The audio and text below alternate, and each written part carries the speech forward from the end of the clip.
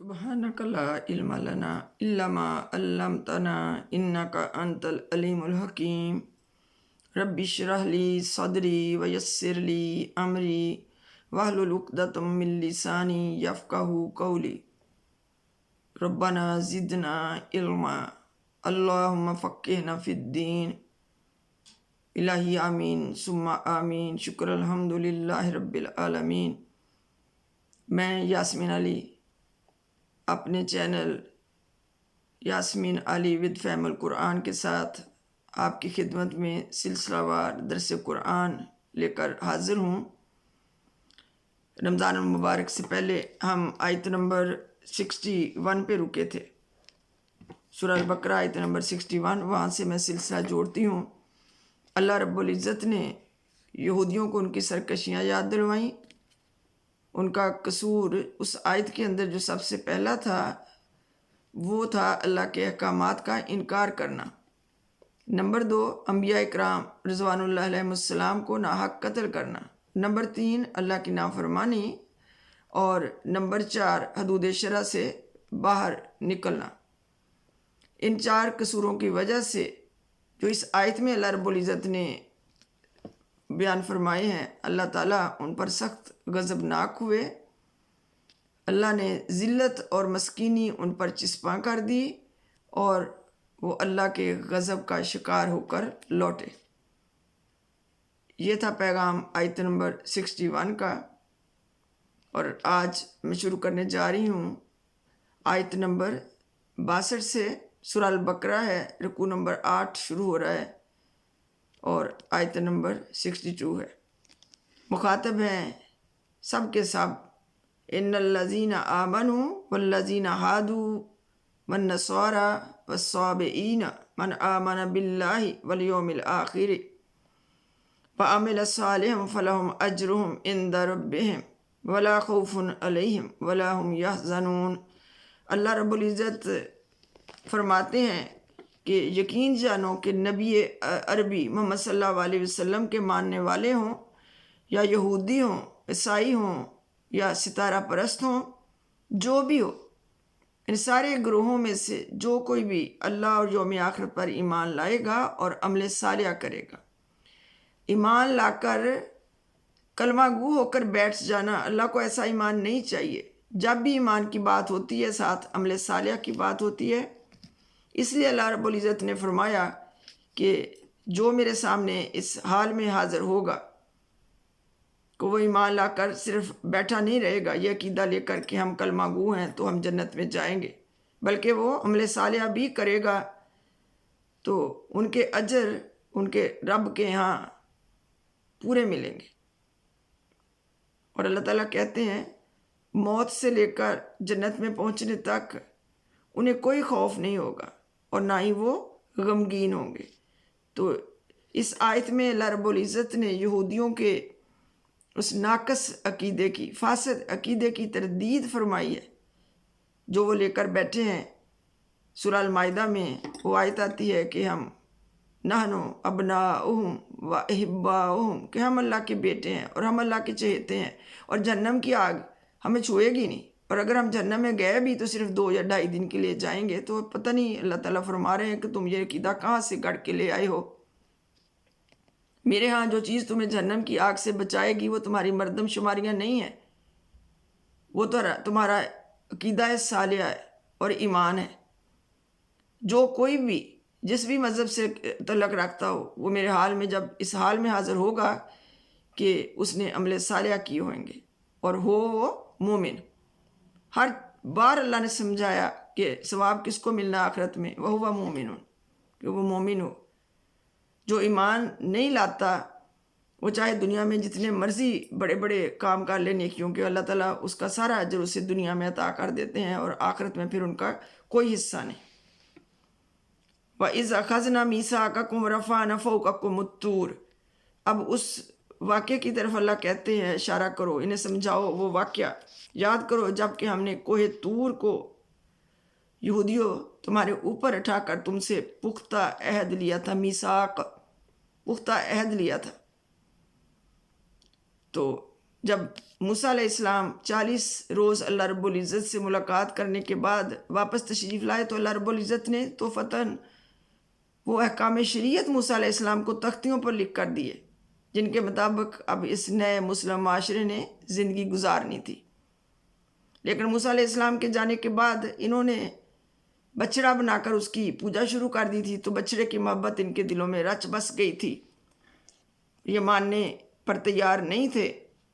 تو اس لیے اللہ تعالیٰ کے حکم سے کوہ طور کو جبرائیل علیہ السلام نے ان کے اوپر اٹھایا اور فرمایا کہ خذوا ما آتیناکم بقوۃ، کہ ان احکامات کو مضبوطی سے پکڑو، یعنی ان پر عمل کرو، ثابت قدم ہو جاؤ، ان پر عمل کرو، مسلسل عمل۔ وَاذْكُرُوا مَا فِيهِ، اور نصیحت حاصل کرو جو کچھ ان تختیوں میں لکھا ہوا ہے اس سے۔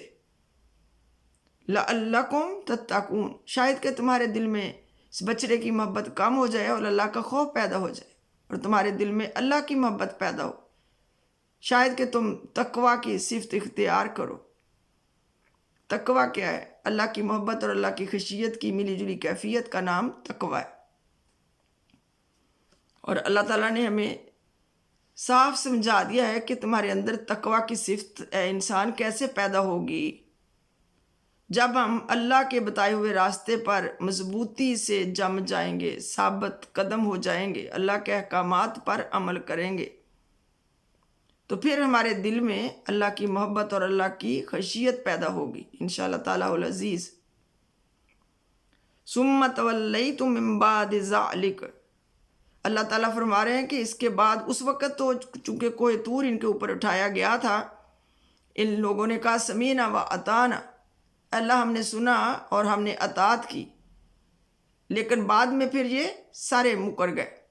اس وقت بھی انہوں نے زبان سے کہا تھا سمینا، اور اندر اندر کہا تھا اسینا، کہ ہم نے نافرمانی کی، ہم نہیں مانیں گے۔ اسی لیے جو ہی کوہ طور کو نیچے رکھ دیا گیا، یہ پھر اپنے اس میثاق سے مکر گئے۔ فلولا فضل اللہ علیکم ورحمتہ لکنتم من الخاسرین، تو اللہ رب العزت فرما رہے ہیں کہ اگر اللہ رب العزت اس وقت تم پر اپنا فضل نہ فرماتے اور تم پر رحم نہ کرتے تو تم سب کے سب تباہ و برباد ہو جاتے، نسلیں ختم ہو جاتی تمہاری، تم ایسے نقصان میں پڑتے، ایسا تمہارا دیوالیہ نکلتا کہ واپسی کے سارے راستے بند ہو جاتے۔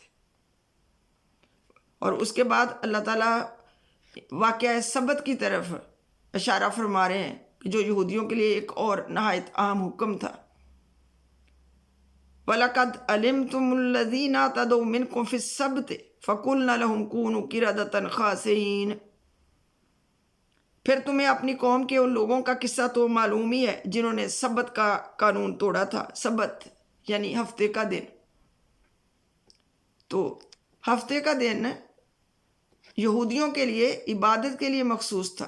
اللہ تعالیٰ نے سختی سے منع کیا تھا کہ اس دن تم کوئی دنیا کا کام نہیں کرو گے، کھانا بھی نہیں پکاؤ گے، نہ اپنے ملازموں سے کوئی کام لو گے، صرف اور صرف کیا کرو گے؟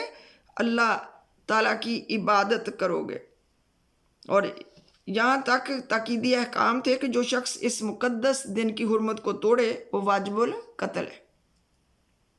لیکن انہوں نے اپنے آپ کو بڑی چالاک سمجھا اور یہ جمعے والے دن جا کر جال ڈالاتے تھے سمندر کے اندر، اور چونکہ یہ ان کا امتحان تھا، سبت جو تھا، سبت کا قانون اللہ تعالیٰ نے ان کی آزمائش کے لیے، یہودیوں کے لیے ان کو دیا تھا یہ قانون، اور یہ اپنے طرف سے بہت چالاک بنے اور جمعے والے دن جا کے جال ڈالاتے تھے، اور مچھلیاں بھی اس دن خوب پھدک پھدک کر اوپر آتی تھیں، اور یہ اپنی طرف سے تو دھوکہ دے رہے تھے کہ ہم نے سبت کا قانون نہیں توڑا اور ہم تو جمعے والے دن جال ڈال کے آتے ہیں اور ہم نے کوئی اللہ کی نافرمانی نہیں کی، لیکن اللہ کی نگاہ میں یہ نافرمانی تھی، اور اس نافرمانی کی سزا اللہ رب العزت نے ان کو یہ دی۔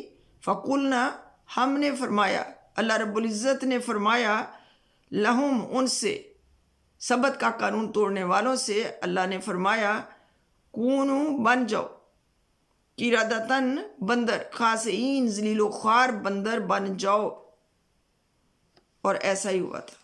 اللہ تعالیٰ کے حکم سے سب کے سب بندر بن گئے، اور اس واقعے کی تفصیل آگے جا کر سورہ الاعراف کے رکوع نمبر 21 میں آتی ہے۔